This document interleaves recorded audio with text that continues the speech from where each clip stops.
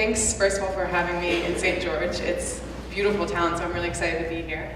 I'm just going to tell you a little bit this morning about my journey with CHUZ, because I think there's a lot of things that I really wish I had known starting out, and I think that's probably the most important thing for a young entrepreneur. So I'm going to talk a little bit about my background first.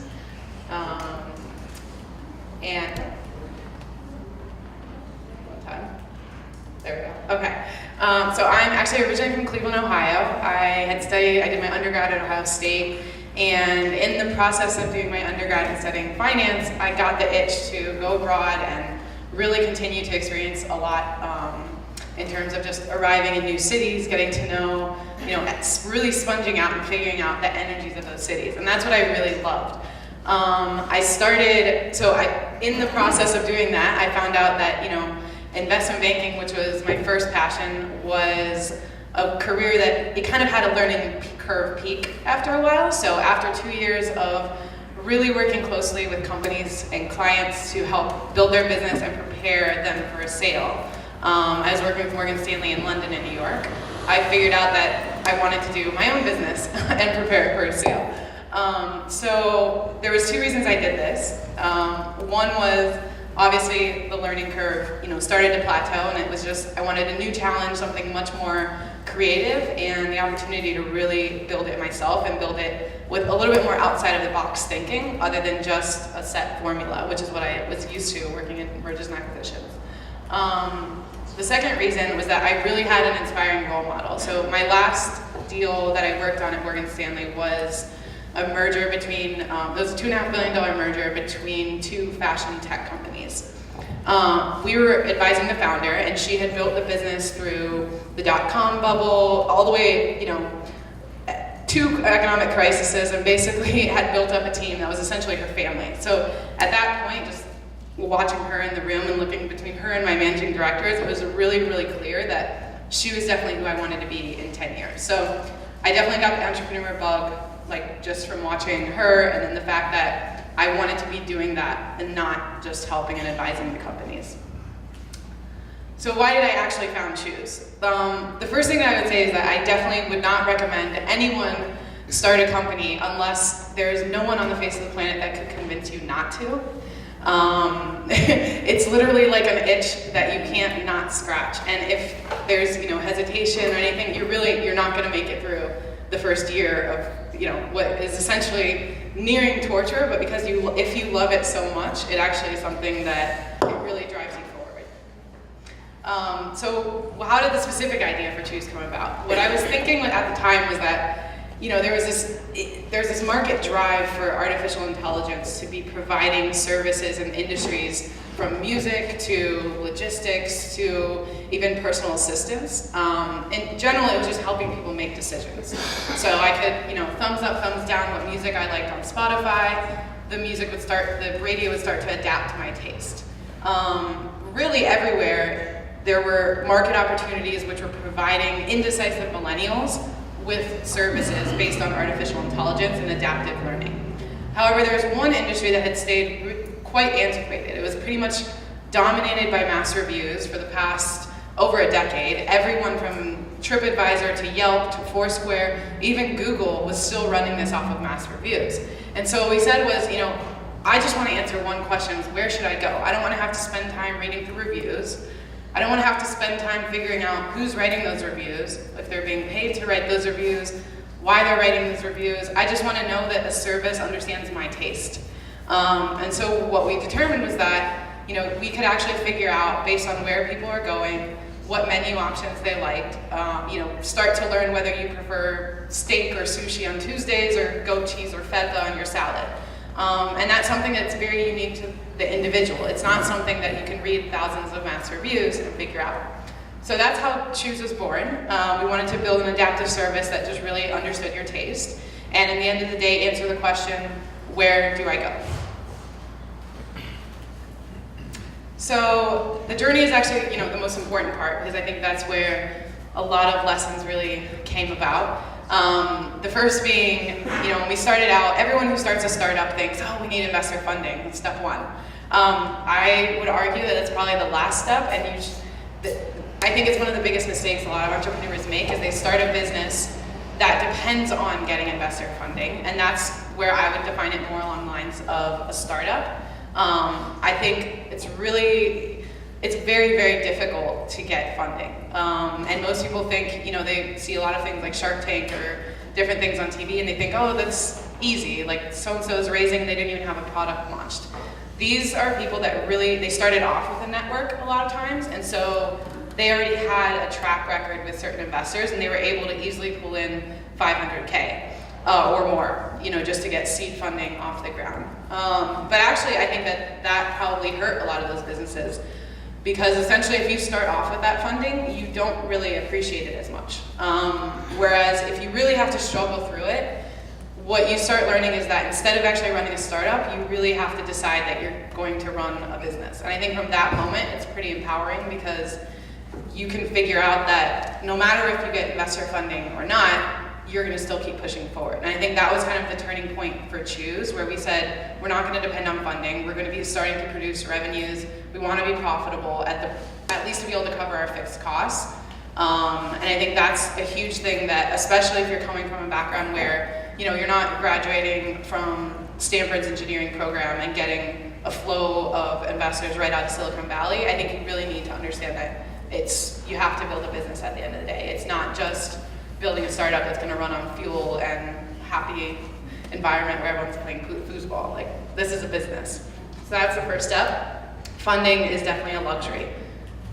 The second thing that I didn't expect as much, but I think that investment banking probably prepared me for the best, was the fact that I really needed to manage psychologies of a team in a very confined space with very long hours, and there were only a few of us. So under high stress situations, I think a lot of people underestimate how complex interpersonal dynamics are within a team, and how important it is to keep people motivated and happy under very little funding. Because even in a normal company, if someone tells you, well, I don't know if I'm gonna have money to pay you next month, that employee is gonna be stressed out. So if you have that every single month where, it's not even just next month I might not be able to pay you, tomorrow we might not have money. And so that amount of stress on any team member is a lot, and so you really have to have already prepared how you're going to react and how you're going to present certain situations, and how it's all going to be built around making sure that the team is comfortable and that there's a perfect chemistry of balance between those interpersonal dynamics. The last lesson, which was definitely the most important, I think is probably the hardest for most people to learn, is that a lot of entrepreneurs start out with, their grand idea that is in their head and it's their baby, and they really envision it from day one, how it's going to be in 5 years, and that's how they start out building it. And they can get feedback, advice. Some people are great at taking advice from day one, but I think when it's an idea that you love, one of the most difficult things is to be told, I don't think you should do it that way, or you're wrong, or yeah, you're looking at research, but consider this. And so probably one of the most difficult things about starting a new business that's not a proven product already, you're not just replicating what someone else did, is the fact that you have to get constant feedback and be able to really have a good radar to gauge whether that's valuable feedback or it's something you should throw out or not pay attention to.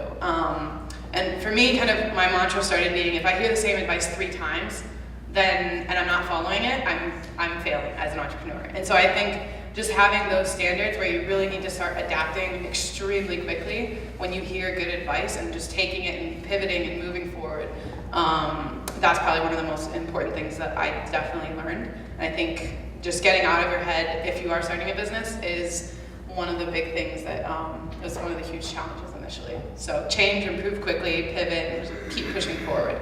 Don't be stubborn.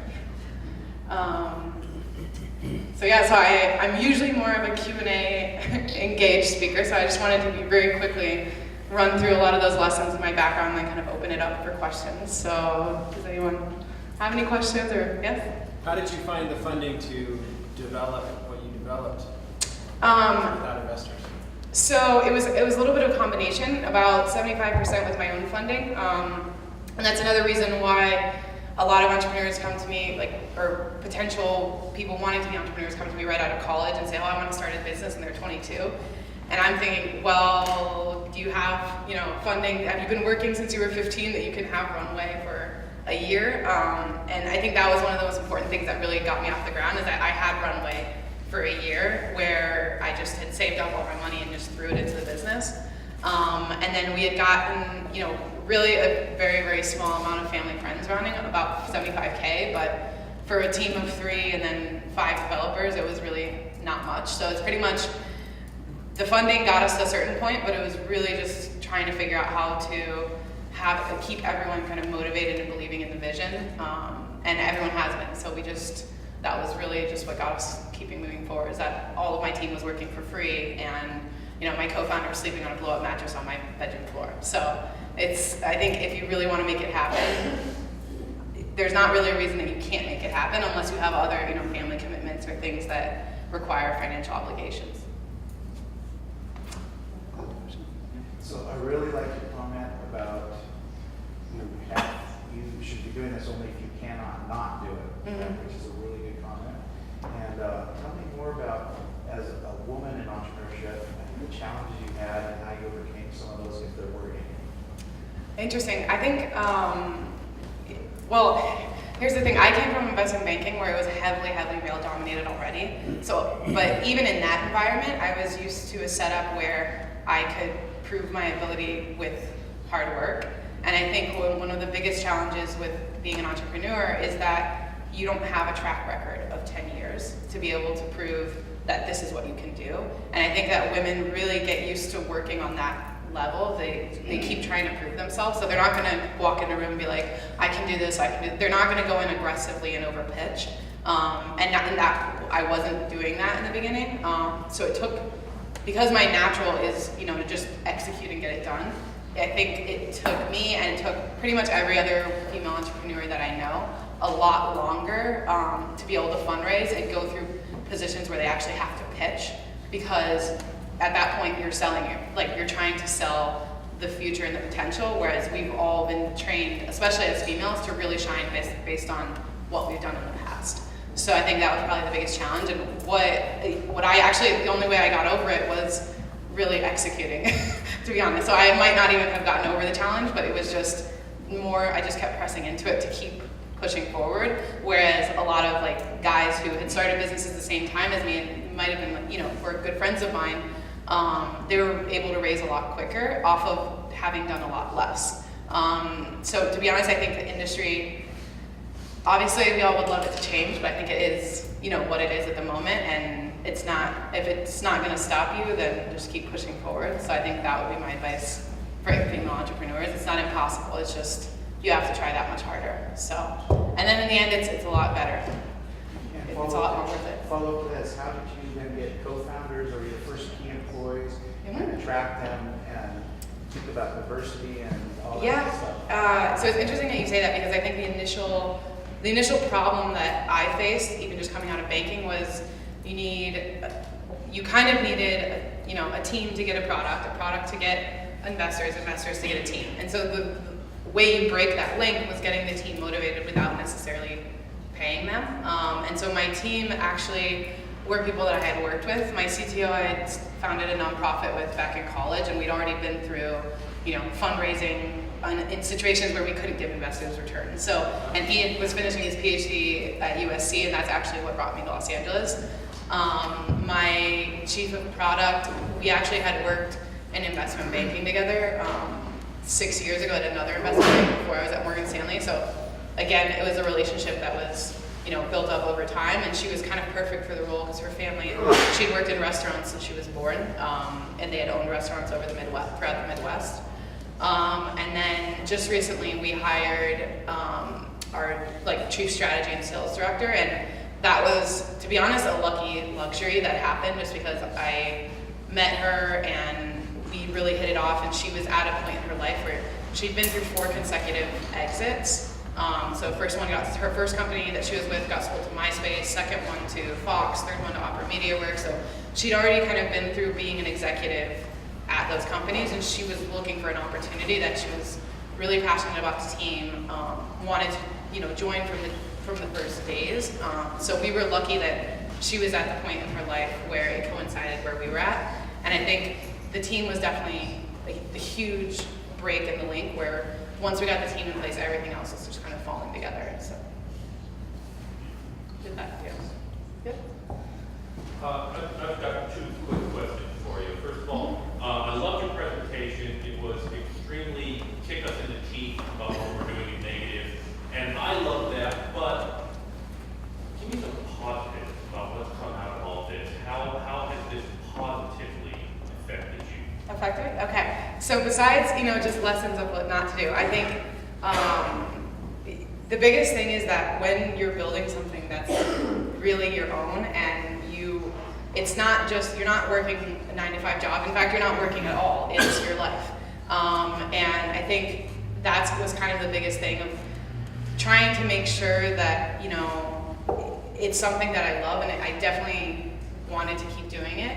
And on the positive side, what was really just, things that I learned in the process was the fact that everything else supported my vision. So having a personal life, being able to check out and have different creative outlets, things that normally, would overwhelm people if they just focus on a business. I think one of the positive things that really came out of it is learning to start appreciating everything else in your life and how that actually supports what you're doing on a daily basis.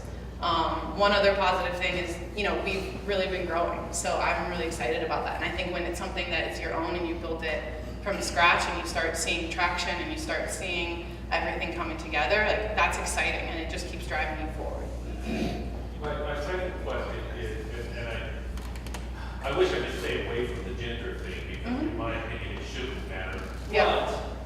But I have taught software development to boys and to girls, and I've noticed that with girls there's a very different approach to things, and I feel like it permeates. Well, interesting. I'll go up to a girl and I'll say, they'll be sitting in front of their computer and go, I don't get it. And I'll look at the computer and there's nothing on there. And I'll think, well, you haven't done anything. But then I hit undo a couple thousand times and I'll see that they have written 90% of a program, hit a problem, and deleted the whole blooming thing because for them, it's either all or nothing. Whereas the boys will sit there, they'll get 90%, they'll get stuck, and then they'll call me over and leave it up there. Because for a boy, and I don't know why, I hate that this exists, but for a boy, it's okay to fail. For girls, it's not. How did you overcome that? What would you say to a little girl to help her overcome that? Well, I think it's definitely not something that's like, biologically natural in a female to not be able to fail. I think it's something that's really imposed on them by society and their families and their teachers. So I would say that generally when you have the opportunity to teach a little girl, it's something that's really, built into them from when they're young, that it's not okay to fail. Because when we have failed, like even when let me give you an example. If I'm in an investor meeting and I'm not on top of every single word, number, every single thing I know, I will get pounded on and the investor will walk away. A guy can make the same mistake and the investor's like, oh yeah, don't worry, we'll bring in finance guys to take care of that for you. Like, you don't have to know about finance. So it's not necessarily, this is how the girl learns and this is how the girl thinks. It's that every single time she's failed, it really is catastrophic. So what the girl learns to do is say, okay, I have to be 1,000 times more right. And what ends up happening is when the investors actually see that, I'm not sure how much you've looked into the statistics of startups, but 37% of entrepreneurs are females. 2.5% actually get funded by institutions. And of those women who founded those companies are 30% more profitable. So there's a huge difference, and the reason for that is the fact that women have to work for it so much harder and to be perfect. And so obviously you end up running, a little bit more of a profitable business, but I definitely don't think it's something that, is just built into how little girls learn about things. So it's definitely, if you have interaction with younger girls, just keep that subconscious bias in mind, because a lot of guys, they don't realize they do it when they speak to women. So it's something that, if it's a conscious thing, it starts to kind of change afterwards. So you're saying it's mindful. I like that. You, universal you. Yeah. So you mentioned that instead of bringing on investors, you went to bringing on revenue to cover your hard costs. We started building. We were in beta already with our revenue customers, but we're not profitable yet. I was curious, like along the lines of that, like when you first came up with this idea, how did you find the pain point enough to actually start generating the revenue? Like, as far so what we found was that the spots themselves, so spots being restaurants, bars, cafes, general lifestyle venues, what they absolutely hated in the marketplace right now was the fact that public reviews were really, A, they were hurting their business, B, they weren't authentic, and C, there was a system around paying those subscription services to, like, for example, Yelp, to hide their bad reviews and feature their good reviews on top in the Yelp store. And so what the businesses wanted was, firstly, they loved the feedback. They did want feedback, but they wanted it privately so that they could improve their business in real time. So what we found was an instant pain point because they wanted feedback. They wanted to be able to build menus off of data, not just the chef's guesswork. They wanted to be able to really change and grow their business effectively with an online service that helped them improve the quality and service of what they were getting. So that was, our monetization model, and that really made sense. We've never really had restaurants or spots coming back to us and saying, no, we wouldn't like this. They were already paying at the minimum $300 a month to Yelp for not even a fourth of the data and information that we were providing them with. So that was the first thing. And then the second thing was really figuring out how to connect the two. So what we found was that the customers, so we said, okay, how do we actually get the customers to be thumbs up and thumbs downing all their menu options and actually leaving a review? Well, when Yelp did it, they incentivized people. We didn't want to incentivize people to actually go in and write a review. So what we found was that it was an easier solution where once people were already finished with their meal or finished with their experience, the restaurant would give them a card with the bill that said, get 10% off your bill by downloading the app and writing a review. And so that was the instant click where we're getting the restaurants to subscribe. You customers are walking in, everyone's downloading the app to get a small deal off their bill, and we're actually getting paid to acquire users. So that was kind of the click. Yep. With the hundreds of factors that we can identify for the success of a startup and the thousands that we can't even comprehend until we get going, what part do you think you can end up controlling versus how much do you end up with luck? We get it at the right time, the right economy, the right taste. I don't really believe in luck. And the reason for that is that I think if you try 1,000 things and one of them works, a lot of people will turn to you like, oh, you got so lucky with that one thing. Well, no, I tried 1,000 other things, and statistically, one of them is going to work. So I think a lot of times being an entrepreneur, it's not just, obviously you can't just be throwing gum at a wall and seeing what sticks, but if you try everything and really have figured out what doesn't work, it's just start narrowing it down.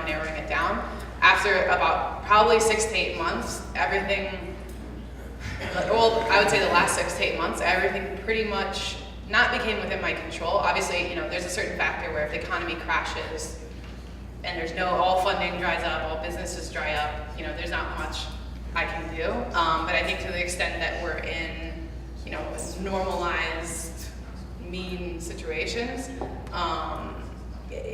I think things start to be a little bit more in control as you figure out what works and doesn't work. So it's definitely something where starting off, it's really overwhelming because you have no idea what to do and what works and doesn't work, and everything's pretty much out of your control. And then as you test and refine, I think everything kind of starts coming under control a little bit more.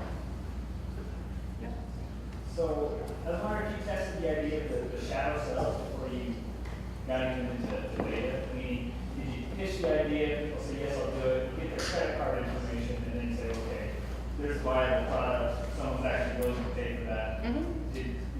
So we were already live on the consumer side for the spot discovery of where to go for over 2,500 spots before we started working with like the restaurants and bars and cafes themselves to actually get them to subscribe. So we knew that there was a consumer need, and the long-term vision was always the fact that as we're gathering, the consumer's data, we're able to monetize that on an anonymous basis, obviously. But think of like much larger corporates; they really need people's food, drink habits, spending habits, what neighborhoods they're going in, their price points, whether they prefer gin or whiskey. Like even, for example, Diageo used to be a client of ours at Morgan Stanley, and they were making hundreds of millions of dollars of decisions off of literally no data. And so the long-term vision was always the data, but we wanted to figure out a way that allowed us to monetize very early on before like our user growth. And so that's why we really started looking into the spots, and we figured out that it was kind of a sweet spot because it was the easiest selling point. So that's kind of how we're still obviously, you know, looking to monetize the data long term. But in the short term, it's something that, you know, can get us profitable. And I think I was really like forced into that by the fact that, you know, market dynamics weren't friendly to getting, you know, funding startups who were not coming from very specific backgrounds. It just also happened where, you know, elections were happening last year and literally everything was a stall until Thanksgiving. So everything kind of happening at once, you really get forced into figuring out other solutions to survive.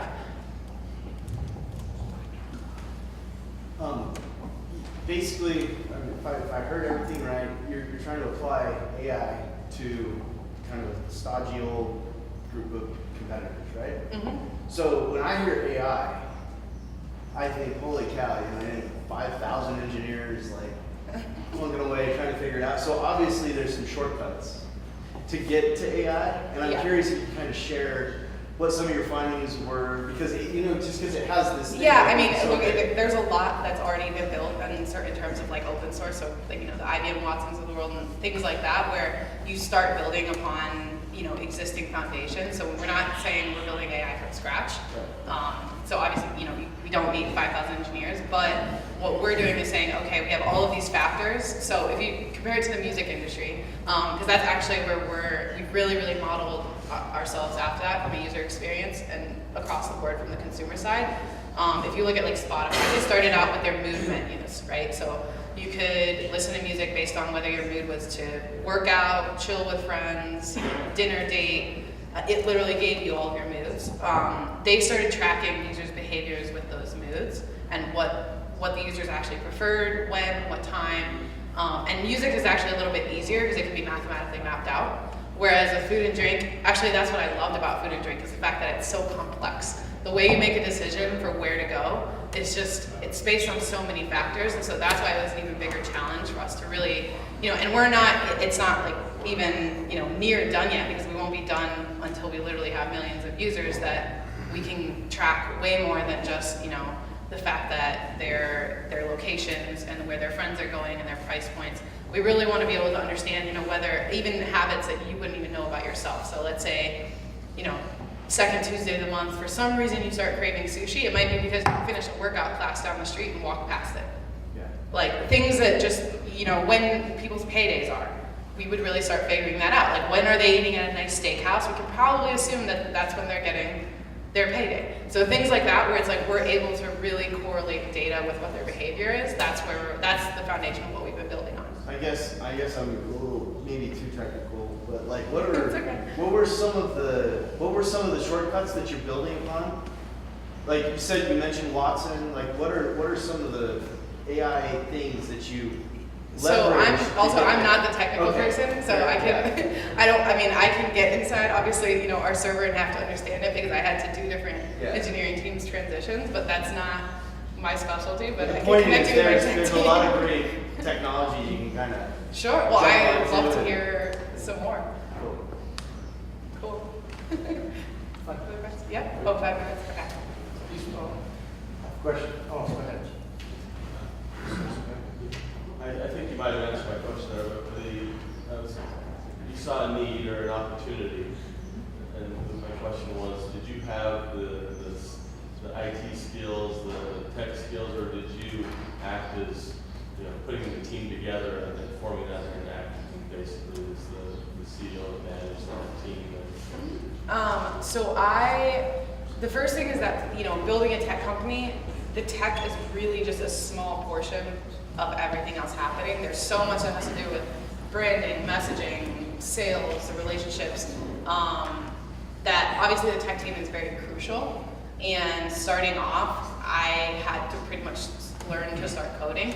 You don't want me coding, but what ended up happening was that I started to be able to understand at least the infrastructure of how we were building the database. And as we transitioned to different tech teams, which I've only been through like 2 or 3, but you know, it's just a necessary part of the process where I was kind of the one who, because I had built it with them, I knew where different things would affect each other. So, things like finding bugs and what would happen if, we changed this aspect of the app and how it would affect the database based on, or the servers, or et cetera, et cetera. So things like that, I definitely had to learn.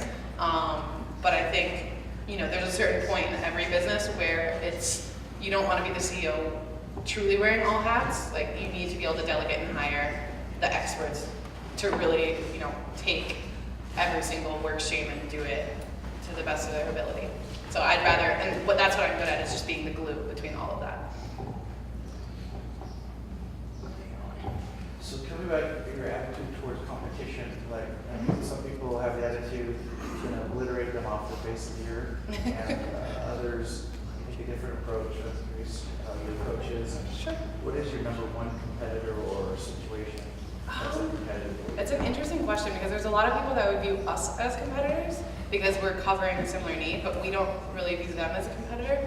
I think when I first started the business, there's always going to be a competitor that pops out because there's 1,000 ideas that everyone will have, and it's really just about execution. And so I think the first year of doing this, I watched pretty much every competitor that had popped up just drop off the map, either because they ran out of funding, or they just couldn't get user traction, they tried it the wrong way, they launched too early, whatever. So I think it's really about perseverance, and someone once told me not to really worry about a competitor unless they've already raised more than 50 million, and we didn't really have a true competitor that was that big. Obviously you have like the Yelps and the Foursquares of the world, but I think pretty early on I felt like their brand and their business was already built in a very different direction than what we were, and they were already kind of clouded from the consumer perspective and from the business side. So it was a little bit easier for us to slip in.